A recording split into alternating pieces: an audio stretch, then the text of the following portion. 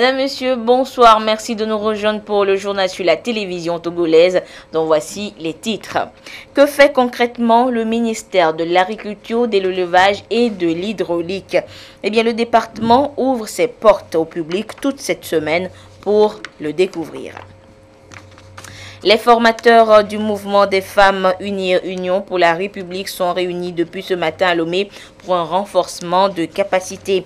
Ils prennent connaissance des nouveaux tests du parti adoptés lors du récent congrès pour une synergie d'action. Et puis, les entreprises togolaises seront toutes répertoriées cette année pour permettre au pays de disposer d'une photographie des activités économiques au Togo. Et ce matin, les agents recenseurs se forment pour remplir au mieux cette mission. Voilà pour les titres une fois encore. Bonsoir. Démarrage des journées portes ouvertes ce matin sur le ministère de l'Agriculture, de l'Élevage et de l'Hydraulique. 6 jours pour mettre en lumière les chantiers du dit département, ses actions, ses programmes et projets ainsi que les résultats atteints. Le ministre en charge de l'Agriculture, le colonel Urokura Agadazi, était entouré pour la circonstance de plusieurs membres du gouvernement. Pierre Soussouko. Une vitrine pour porter aux yeux du public les chantiers du ministère de l'Agriculture, de l'Élevage et de l'Hydraulique. Des journées portes ouvertes, première édition au sein de cette institution, ont mobilisé membres du gouvernement, partenaires économiques et techniques, des producteurs et le public. Nous sommes en UNG, nommé Brigade d'Action Rurale au Togo. Et nous avons aussi un centre de formation. Et donc nous faisons des recherches sur la transformation de nos produits agricoles, surtout les moins consommés par la population.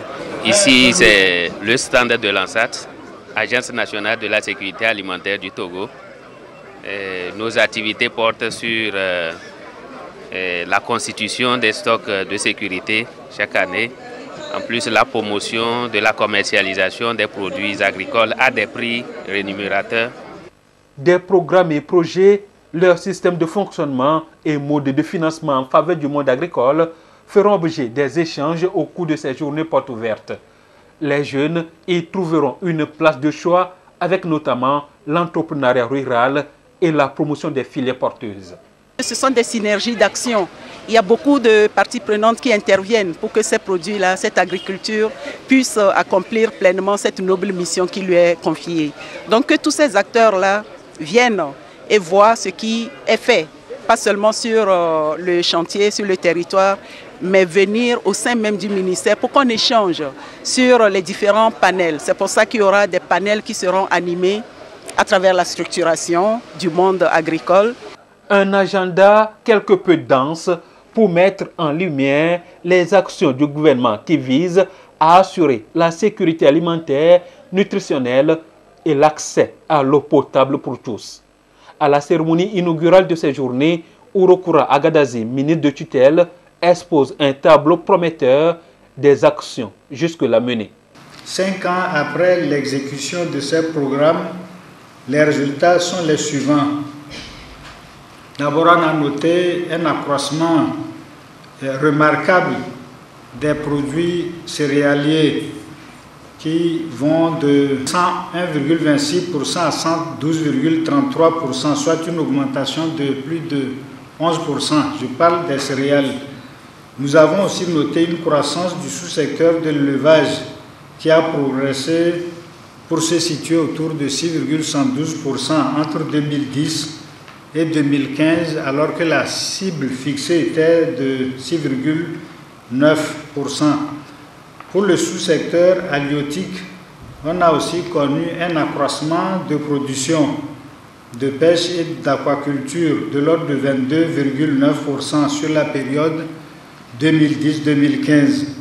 D'une manière générale, le Togo a amélioré la disponibilité alimentaire de manière à couvrir les besoins de la population et dégager des excédents atteignant parfois 21% chaque année pour les céréales, les tubercules et les légumineuses. Les prévisions de production pour la campagne en cours augurent des niveaux de production permettant de dégager des excédents de production alimentaire de plus de 24%. Des résultats encourageants et qui nécessitent d'être consolidés et faire face aux autres défis du secteur. Ils ont pour nom le foncier, la mécanisation et la maîtrise de l'eau, entre autres.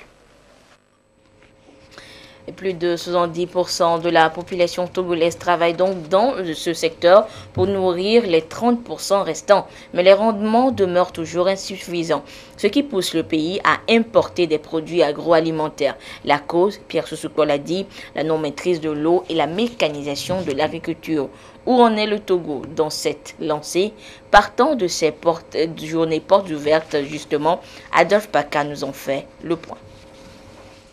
Les prémices de la mécanisation de l'agriculture au Togo entrent en scène avec de petites initiatives. Et ici, nous avons M. Vignon qui, parti de rien, est arrivé à la création de cette égreneuse. Après mes études, je fus cordonnier. Étant fils d'un soudeur, j'ai senti le besoin de cette machine au niveau de l'agriculture et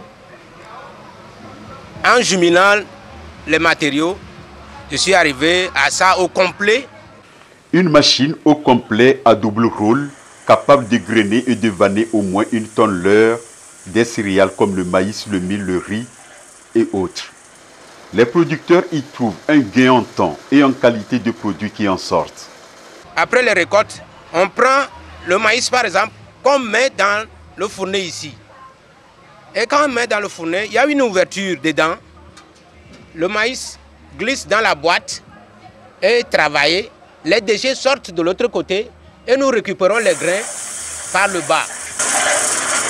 Un gain vraiment en temps parce que la puissance de la machine, quand on fait 1 heure au niveau du maïs, on doit faire 1 tonne au moins par heure. De petites initiatives qui viennent en remplacement aux moyens traditionnels rudimentaires. L'agriculture, un secteur qui a de beaux jours, meilleur pourvoyeur d'emploi, selon le document de la SCAP, avec plus de 70% de la population active. Aujourd'hui, en Europe, 2% de la population nourrit 98%. Au Togo, en Afrique, il y a plus de 70% qui sont dans l'agriculture, qui n'arrivent pas à subvenir aux besoins des autres. Cela veut dire que la différence, c'est la mécanisation, c'est la maîtrise de l'eau. À ce jour, sur les 3,6 millions de terres cultivables, seuls 1,4 million sont exploités. Il urge de rompre avec les outils aratoires pour aller vite à la mécanisation, la maîtrise de l'eau et la transformation. C'est à quoi le gouvernement s'attelle. Donc aujourd'hui, nous avons un programme de mécanisation et le programme de mécanisation commence par le dessouchement des parcelles. On ne peut pas mécaniser, on ne peut pas utiliser les tracteurs si on n'enlève pas les souches, si on ne prépare pas le sol. Donc le gouvernement a mis l'accent pour que le ministère puisse acheter au moins 7 bulldozers qui vont permettre de préparer le sol et faciliter l'utilisation des tracteurs. Donc dans ce cadre aussi, le gouvernement cette année a acheté 162 tracteurs pour permettre de pouvoir donner la possibilité aux jeunes de s'intéresser à ce métier. La modernisation vient alors révolutionner le secteur et le gouvernement multiplie les programmes et projets sur l'étendue du territoire national. Et le gouvernement aussi a mis les moyens avec les projets que nous connaissons. Il y a le projet le Partam à Michintove qui a développé déjà 660 hectares. Le PBVM à Gomeglozo qui est en train de développer 500 hectares de terres aménagées. Il y a Djagble qui va développer 400 hectares. Il y a le PDRIMO qui va développer 4500 hectares de ZAP. Il y a le projet de plaine de Loti. Donc il y a beaucoup de projets. Avec les affres des changements climatiques, les producteurs ne peuvent plus rester assujettis aux aléas climatiques. C'est ainsi que le gouvernement, à travers le vaste programme du Péniasson, met l'accent aussi bien sur l'aménagement hydro-agricole que sur la mécanisation. Et l'Agence nationale pour la sécurité alimentaire du Togo poursuit de son côté son périple à travers le pays pour garnir son magasin en produits céréaliers. Elle est arrivée à Biancouri, au sud de la préfecture de Saint-Cassé, où elle a acheté 50 tonnes de céréales d'une valeur de 8 millions de francs CFA. La correspondance de Désiré Aloye depuis Biancouri. Une journée pas comme les autres à Biancouri, 12 km au sud de la ville de Saint-Cassé. Malbak Tampali vient de toucher la coquette somme de 8 millions de francs CFA. Une somme l'équivalent de 50 tonnes de l'excédent de stock du maïs de certains groupements à Biancouri et à Nadjoundi, collecté par l'Agence nationale de sécurité alimentaire ANZATA. 1 440 000 francs revient à son groupement Tivdippo Todman qui a réuni 9 tonnes.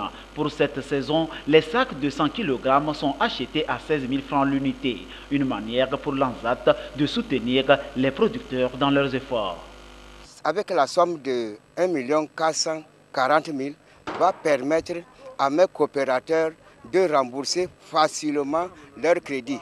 Je pense qu'aujourd'hui, d'ici lundi, les microfinances seront contents à cause de l'effort du gouvernement.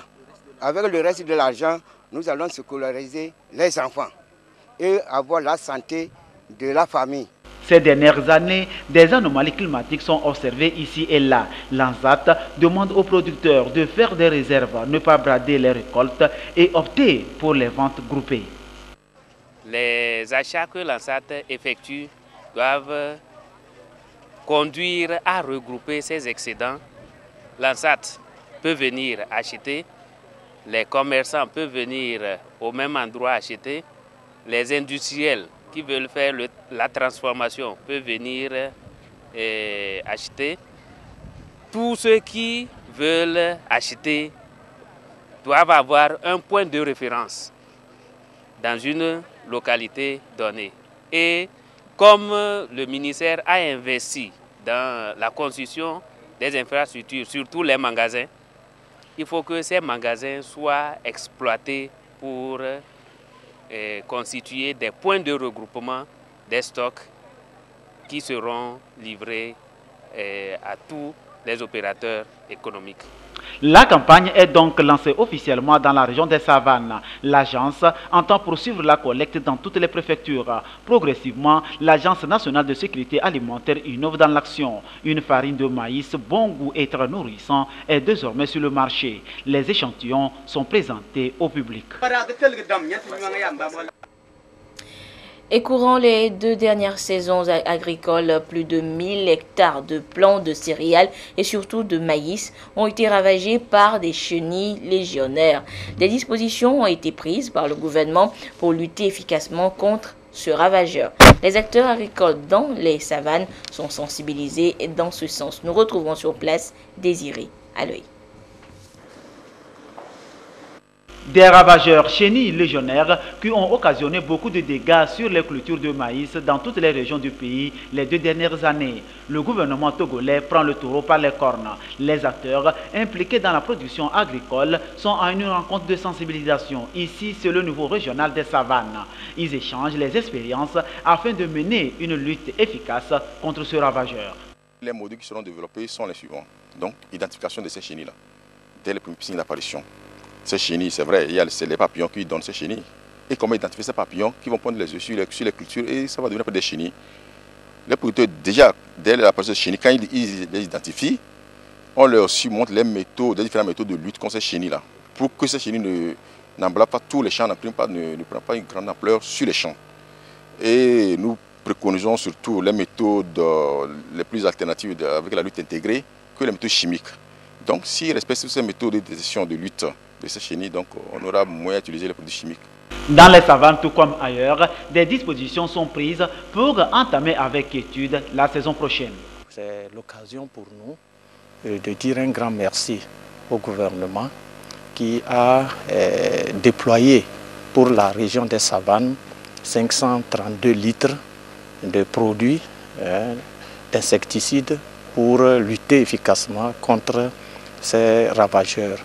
Également, nous avons reçu dans le même lot des combinaisons, des bottes et des masques de protection. Ce qui est pris comme disposition, c'est que ces brigades villageoises seront aux aguets et avec l'appui des techniciens du ministère de l'Agriculture, notamment les conseillers agricoles, les directeurs préfectoraux, pour que tout cas signalé soit rapidement neutralisé. Savane est la dernière région de cette tournée d'information et de sensibilisation à l'intérieur du pays. Tous les acteurs aguerris apporteront leur expertise pour protéger les plants de maïs et autres céréales à partir de la saison prochaine. Et retour à Lomé où l'Agence nationale du volontariat du Togo ANVT a organisé une rencontre avec les journalistes depuis ce matin. Durant 2 jours, les 2 parties vont échanger sur le concept du volontariat, une manière d'approfondir les connaissances des hommes de médias sur la question, le volontariat national et international. Les précisions avec Viviane Nsouvi et Carmen Madji à Kakbo. En tant que volontaire national, depuis septembre 2011, le Togo a institutionnalisé le volontariat pour permettre aux jeunes d'avoir une expérience professionnelle et partant dynamiser le secteur de l'emploi. Plus de 15 000 volontaires nationaux et environ 1 000 volontaires internationaux sont aujourd'hui déployés sur le terrain et apportent leur contribution au processus de développement du Togo. Les responsables de l'Agence nationale du volontariat au Togo ANVT veulent donc amener les journalistes à mieux cerner les réels contours du volontariat national et les initiatives de l'aide de l'Union européenne au volontariat. Les professionnels des médias publics et privés reçoivent ici le b.a.-ba du volontariat. Le message important qu'on voudrait passer aux journalistes, c'est la recherche des informations avant toute publication. Nous, on est une agence publique. Quand il y a une information concernant le volontariat, il faut que tous les journalistes se fassent le devoir de nous approcher pour clarifier, pour comprendre avant de se mettre à publier des choses sur le volontariat. Il y a au total 6 modules qui doivent être développés. Un module sur le volontariat de façon générale, un module sur le volontariat tel que ça se passe au Togo, un module sur le volontariat international avec les agences qui viennent, un module également sur l'initiative l'aide de l'Union européenne au volontariat, dans lequel nous sommes sur un projet pour partager cela avec les volontaires, et surtout des aspects d'échange avec des volontaires sur des incompréhensions par rapport au volontariat au Togo. Le programme national de volontariat du Togo a été choisi parmi 13 initiatives innovantes en matière de volontariat sélectionnées en Afrique et en Europe et présentées au sommet de la jeunesse africaine en Côte d'Ivoire le 9 octobre 2017. Ce qui justement a renforcé les liens de coopération entre l'ANVT et l'Union européenne en octobre dernier. Et le volontariat est un acte citoyen et justement l'université de Kara, c'est elle dotée d'un programme dénommé Campus Citoyen. Comme son nom l'indique, ce projet est structuré autour du civisme et de la citoyenneté, mais il est aussi consacré à l'entrepreneuriat. Et afin de permettre aux étudiants de se l'approprier, le comité de pilotage organise de temps en temps des rencontres d'échange. Ce fut le cas il y a quelques jours sur le campus sud, là-bas, à Kara. La correspondance de Nestor Monson. Montée des couleurs, puis exécution de l'hymne national. Cela n'arrive pas souvent à l'université de Kara. Depuis quelques mois, les autorités de cette institution ont à cœur de lui imprimer une nouvelle dynamique à travers un programme intitulé Campus Citoyen. C'est de ce programme qu'il s'agit au cours de cette rencontre.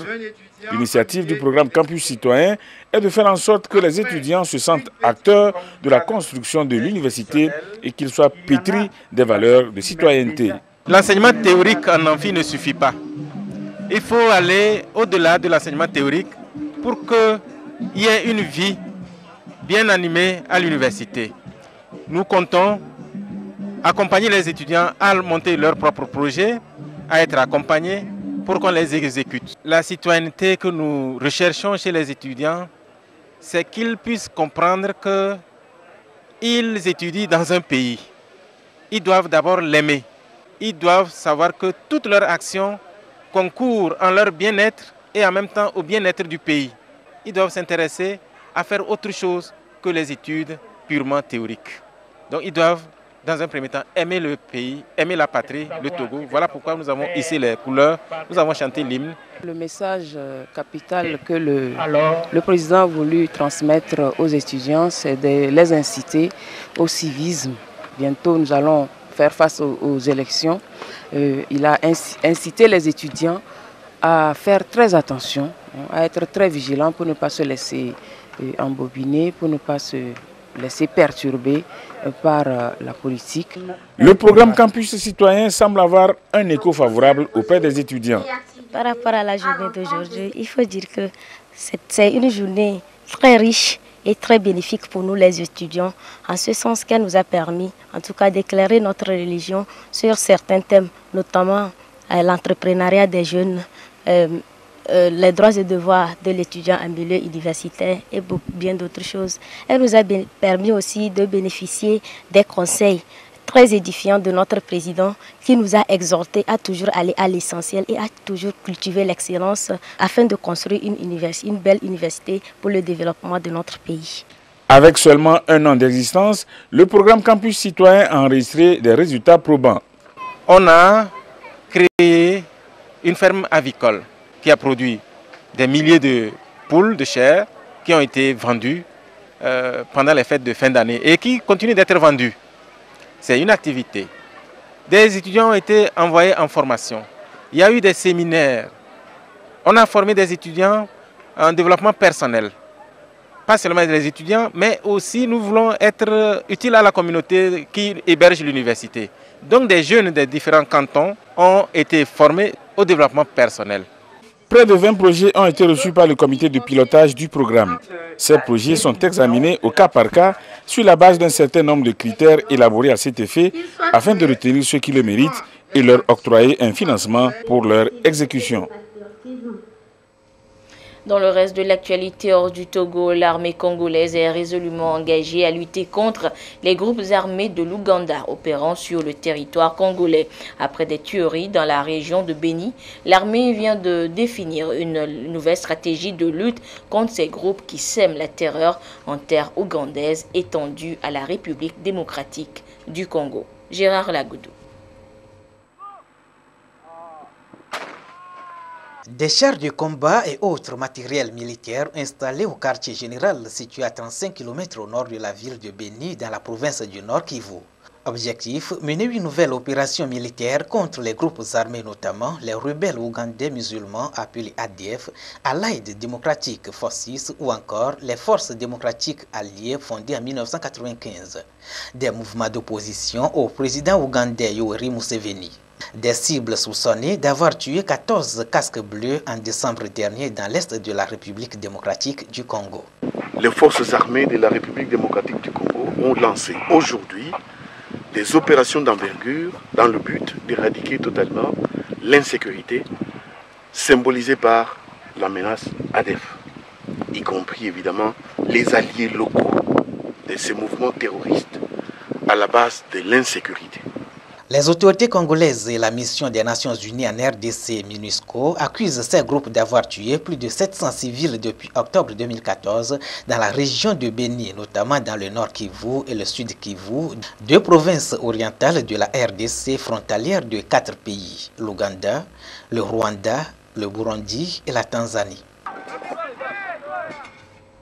Et retour en page nationale chez nous où la journée du samedi 13 janvier a été marquée par une forte mobilisation des membres et sympathisants du parti Union pour la République sur toute l'étendue du territoire national.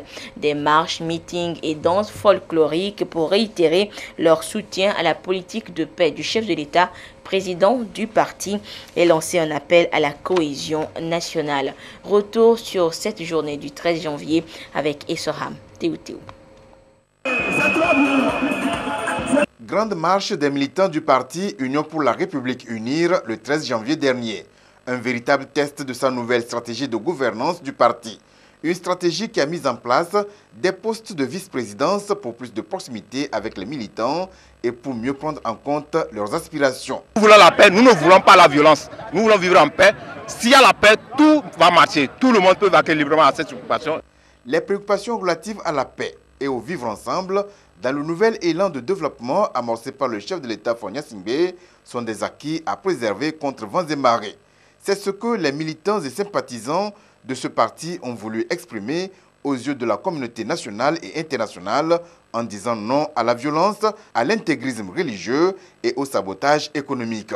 Que ce soit dans les villes de Tchévié, Atakpame, Sotouboua, Tchamba, Kara, Bassar ou Dapaon, les manifestants soutiennent avec détermination les institutions de la République et la vision de développement que le président Faure Gnassingbé a pour ce pays, développement qui prend en compte l'inclusion sociale, économique et politique. Nous, militants du parti UNIR, avons voulu participer à cette grande marche pour démontrer d'abord à la tranquillité et la paix que le président Faure a toujours voulu véhiculer à travers son programme d'action. Et nous avons voulu aussi montrer que c'est une marche pédagogique et andragogique. On peut marcher sans casser, on peut marcher en préservant la paix, en préservant les acquis de la nation. Pour montrer notre détermination à soutenir la politique du chef de l'État autour de la paix et du développement et dire à tous les Togolais que la majorité silencieuse est celle qui prône la paix autour de la politique du chef de l'État. C'est pour soutenir la politique du chef de l'État. Parce que nous voulons la paix. Et nous sommes heureux pour tout ce qu'il est en train de faire dans le pays. Nous sommes les premiers garants de la paix au niveau de la population à la base. Notre souhait le plus absolu que la classe politique se retrouve. Le premier, le dialogue, afin que le peuple togolais bénéficie des fruits de cette paix qui est gage du développement. La déclaration lue partout à l'occasion de ces marches retrace le film de la crise sociopolitique depuis le 19 août 2017 avec les revendications de l'opposition relatives aux réformes constitutionnelles. Elle prend en compte également les efforts du gouvernement qui accèdent à leurs revendications en dotant le pays de ces réformes, notamment la limitation du mandat présidentiel, celui des députés et les élections à 2 tours. Les militants et sympathisants de UNIR adhèrent à l'idée d'un dialogue sans préalable et exhortent la CENI à accélérer le processus d'adoption du calendrier des différentes consultations électorales. Toute solution à tout problème dans un pays doit passer par le dialogue. Donc nous invitons les acteurs politiques à aller retourner au dialogue. Tout le monde connaît le sens de la paix pour le développement d'un pays. Donc les populations de Bassar ont répondu massivement pour qu'il y ait la paix dans ce pays. Ils ont marché pour démontrer au chef de l'État que la population de Bassar entière soutient sa politique de paix. Le Togo est un patrimoine commun à ses fils qui, de façon synergique, doivent œuvrer pour son progrès dans la paix et la concorde nationale, d'où cette exhortation faite au chef de l'État de siffler la fin de la récréation. Le folklore togolais, facteur de renforcement de la cohésion nationale, a été aussi mis en exergue. Des chants et danses ont eu lieu dans différentes localités, occasion de retrouvailles et d'échanges des vœux entre ces militants. Et les responsables du mouvement des femmes UNIR sont à une session de formation des formateurs depuis ce matin à Lomé. Ils sont outillés sur le contenu des nouveaux tests du parti UNIR adoptés au cours du dernier congrès statutaire. Luc Assis. Les nouveaux règlements intérieurs et financiers ainsi que les tests fondamentaux du parti Union pour la République UNIR expliqués ici aux responsables du mouvement des femmes UNIR. La compréhension et la maîtrise de ces tests adoptés par les délégués du parti lors du congrès statutaire à Tchévié permettront à ces militantes de contribuer pleinement au maillage territorial et à l'organisation du parti à la base. À l'issue de cette session de formation, ces militantes seront les vectrices des idéaux du parti UNIR dans leurs communautés respectives pour l'ancrage et le rayonnement de cette formation politique. L'un des leitmotifs du chef de l'État est qu'il y ait parité entre hommes et femmes. Donc il a choisi de mettre en place avec le parti UNIR, le mouvement des femmes UNIR pour porter les femmes, nous qui représentons plus de 52% de la population togolaise. Donc c'est vous, après sur le terrain, qui allez porter le message du parti, le message du président de la République, le message de toutes les instances du parti sur le terrain. L'efficacité, la collectivité et le dynamisme dans le travail d'enracinement du parti UNIR à la base est tributaire de la bonne appropriation des nouveaux tests du parti par ses militantes. Cette session de formation fait suite aux journées de renforcement de capacité des responsables locaux de UNIR. Les élections à venir et le processus de décentralisation en cours étaient également au cœur des échanges. Et puis direction maintenant Sokodé où le club Merveille du passé de la ville a célébré son 2e anniversaire la semaine dernière. Et la manifestation a permis aux membres du dit club de danser et de prester au son des musiques anciennes. La marque Bojona.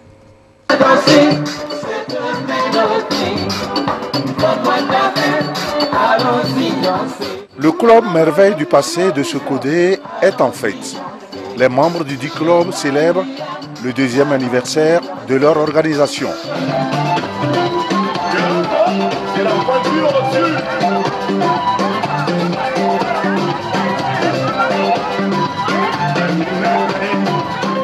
Pour ce 2e anniversaire placé sous le signe de la continuité, les membres du club ont choisi pour cadre l'hôtel-restaurant Bel Air pour manifester leur joie et esquisser des pas de danse au son des anciennes gloires.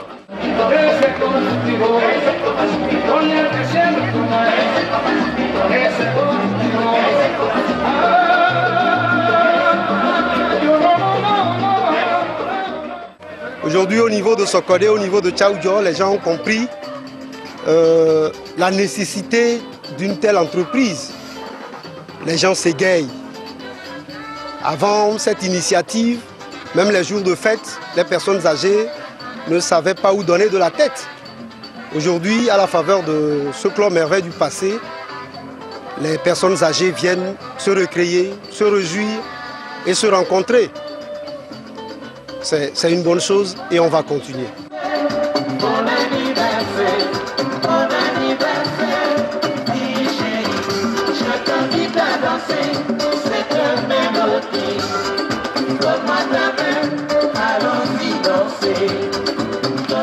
La femme d'honneur du club s'est réjouie du choix de son hôtel pour cet événement. À remercier le club Merveille du passé d'avoir choisi notre cadre, l'hôtel Résidence Bel Air, situé sur la hauteur de la radio Tchaoudjo. Donc c'est un cadre magnifique avec une belle vue. Et donc je pense que l'endroit leur a plu parce que c'est un endroit très convivial.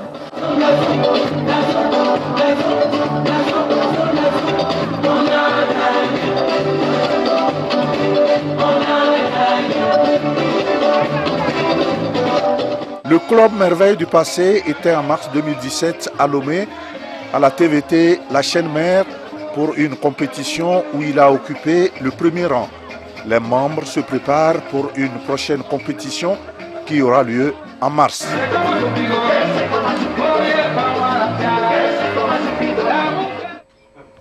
La compétition sera rude. Le président de l'Assemblée nationale informe les députés que conformément à l'article 55, alinéa 8 de la Constitution, la première session extraordinaire de l'année s'ouvrira le mardi 16 janvier, demain donc 2018, à 9h au Palais des Congrès, siège du Parlement. Et puis le ministre de la Défense et des anciens combattants porte à la connaissance des candidats retenus lors du dernier recrutement militaire qu'ils pourront consulter donc leur nom dans le quotidien Togo Presse et qui sont convoqués au Centre national d'instruction des forces armées togolaises à Kara le mercredi 17 janvier 2018 à 6h pour le début de leur formation. Tous ceux qui ne se présenteront pas au CNI FAT à la date fixée seront considérés comme démissionnaires. Et c'est sur ce communiqué que se referme cette édition. Merci de votre fidélité à la télévision togolaise. Au revoir.